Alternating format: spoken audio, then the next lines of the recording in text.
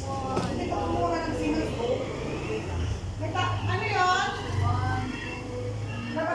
Magandang araw. Ako si Maria. Hindi ako narito upang ipangalagnakan ng aming pagkakakilanlan. Ako naman si Norika. Tumarito kami upang ipagsigawan at ihayag ang aming pagpupuri sa Diyos. Tayo ay magala.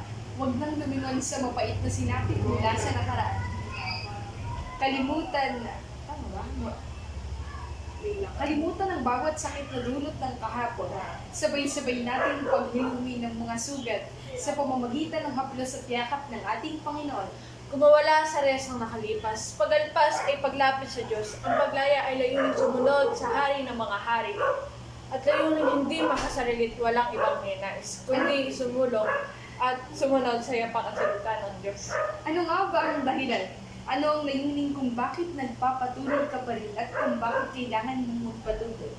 Sa gitna ng mga unos at pagsubok, sa pagitan ng mga naglalaki ng mga bundok, ikaw ay patuloy na nawawala at nais na kumawala. Sa pagitan ng kaliwat kanang mga dago, walang hanggang paghinagpis at mga pagsubok, pagharap sa layunin ng buhay ay pagsalba sa patutunguhan. Patuloy ang paglakad sa kawalan. Unos ang naging dahilan. Sumuko ang tanging paraan.